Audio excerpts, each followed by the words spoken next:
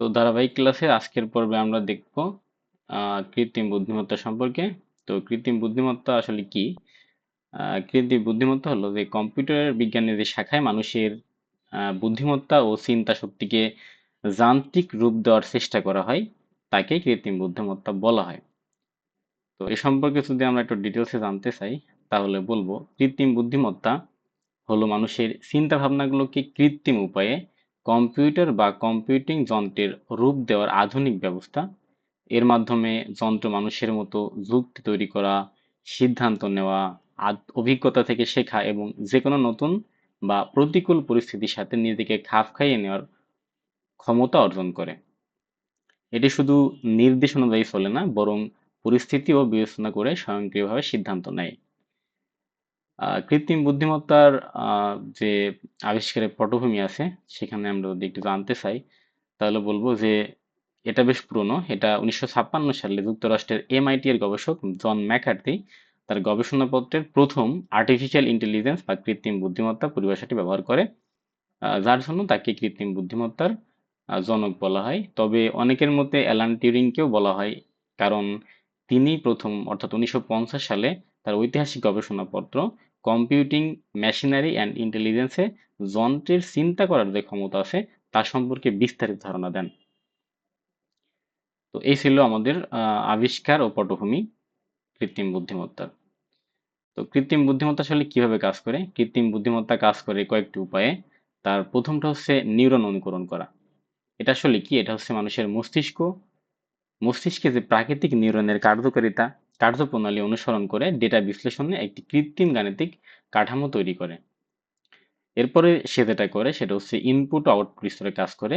এই সিস্টেমে একটি ইনপুট স্তর তথ্য গ্রহণ করে এবং একটি আউটপুট স্তর প্রক্রিয়াজাত সিদ্ধান্ত বা ফলাফল প্রদর্শন করে থাকে। এরপরে লুকায়িত স্তরে কাজ হয়, যেটা হচ্ছে ইনপুট আউটপুটের মাঝে অসংখ্য কৃত্রিম নিউরন বা ইউনিট যুক্ত থাকে, যা লুকায়িত স্তর হিসেবে পরিচিত। এই স্তর জটিল ডেটা প্যাটার্ন বিশ্লেষণ ও চেনার কাজ সম্পাদন করে। এবং ফাইনালি সে যেটা করে সেটা হচ্ছে শিক্ষা গ্রহণ করা। সেটা আসলে কিভাবে করে? সেটা হচ্ছে লক্ষ লক্ষ যে ডেটা আছে তার সাহায্যে প্রশিক্ষণ প্রদানের মাধ্যমে এই নেটওয়ার্ক স্বয়ংক্রিয়ভাবে যে কোনো বস্তুর আকার, গঠন, রঙের মতো জটিল বৈশিষ্ট্য শনাক্ত করতে পারে। তো এই ছিল নিউরাল নেটওয়ার্কের বা AI এর কাজ করার যে ধাপগুলো। এবার দেখব যে ডিপ লার্নিং কি আসলে। ডিপ লার্নিং ডিপ লার্নিং হলো কৃত্রিম বুদ্ধিমত্তার এমন একটি বিশেষ ও উন্নততর পদ্ধতি যা কম্পিউটার যন্ত্রকে ঠিক মানুষের মস্তিষ্কের মতোই ডেটা বা তথ্য পরীক্ষা করতে শেখায়। যখন নিউরাল নেটওয়ার্ক একের অধিক লুকায়িত স্তর থাকে এবং বিপুল পরিমাণ ডেটা সেট দিয়ে একেবারে প্রশিক্ষণ দেওয়া হয়, তখন তা হয়ে ওঠে অত্যন্ত বুদ্ধিমান।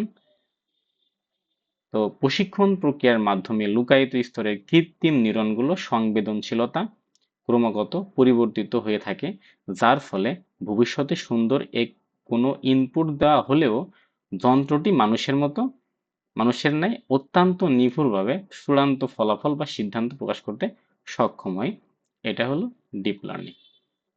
তো মেশিন কৃত্রিম বুদ্ধিমত্তার যে ক্ষেত্রসমূহ বা যেখানে যেসব ক্ষেত্রে এটা কাজ হয় সেগুলোর মধ্যে আছে machine learning, natural language processing, speech recognition, computer vision, expert system এবং রোবোটিক্স। তো মেশিন লার্নিং কি? মেশিন লার্নিং হলো ডেটা ও গাণিতিক অ্যালগরিদমের ব্যবহার করে মানুষের হস্তক্ষেপ ছাড়াই স্বশিক্ষার মডেল তৈরি করার প্রক্রিয়া।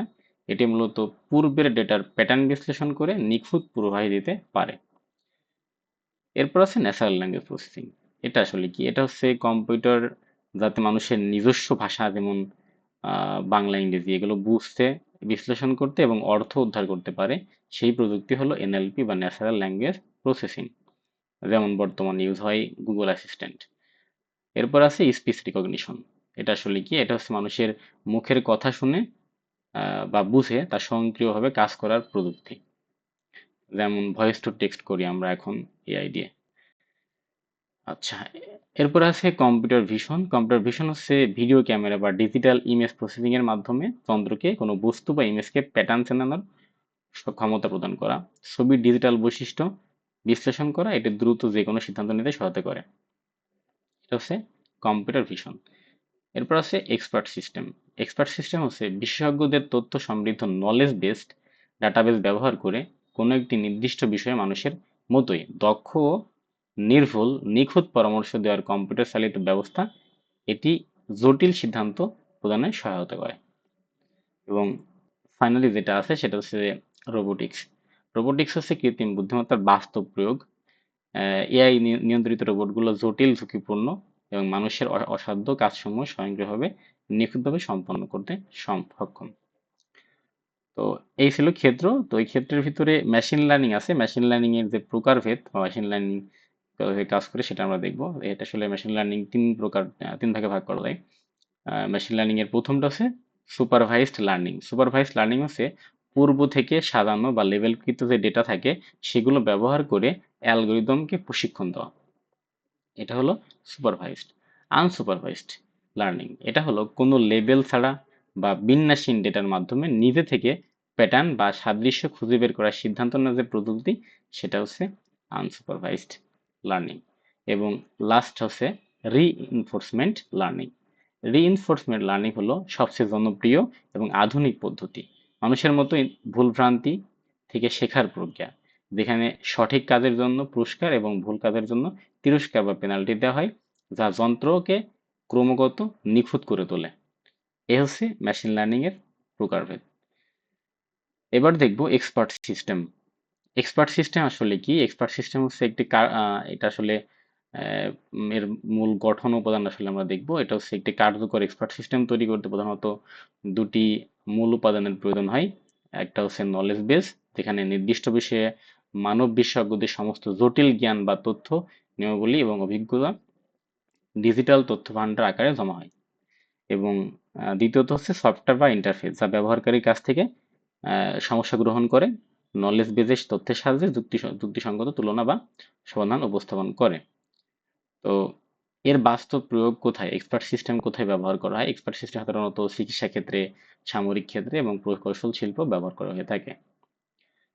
তো এআই প্রোগ্রামিং ভাষা বা রোবটের বাস্তব প্রয়োগ কোথায়? অলরেডি আমরা দেখছি যে এআই এর জন্য যে সকল ভাষা ব্যবহার করা হয় তার মধ্যে আছে এলআইএসপি, প্রোলগ, সিএলআইএসপি, এসএইচআরডি, এলইউ ইত্যাদি ভাষা ব্যবহার করা হয়। তবে আধুনিক ডেটা সায়েন্সের ক্ষেত্রে আমরা ব্যবহার করি হচ্ছে পাইথন, আর, ম্যাথল্যাব, সি++, সি বা জাভা ইত্যাদি। এসে রোবোটিক্স, রোবটের পূর্ণাঙ্গ আলোচনা ছিল। তো এই পর্যন্তই থাকলো আমাদের রোবোটিক্স নিয়ে, সরি রোবোটিক্স না, মানে আর্টিফিশিয়াল ইন্টেলিজেন্স নিয়ে।